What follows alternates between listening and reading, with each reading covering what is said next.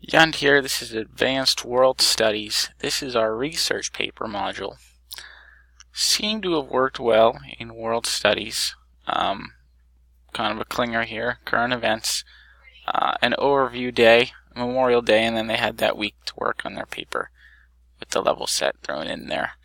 And each day, a little lesson on different parts of the paper, and a paper submission day.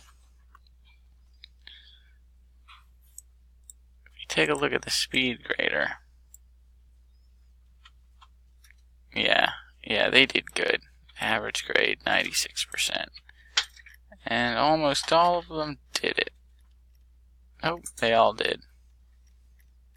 Great. Yep, so it worked well in Advanced World Studies for sure. Might as well throw the closeout in here. There's almost nothing there. I mean, makeup day, fun day, end of year survey. But it works. That's it. Paper went well in Advanced World Studies.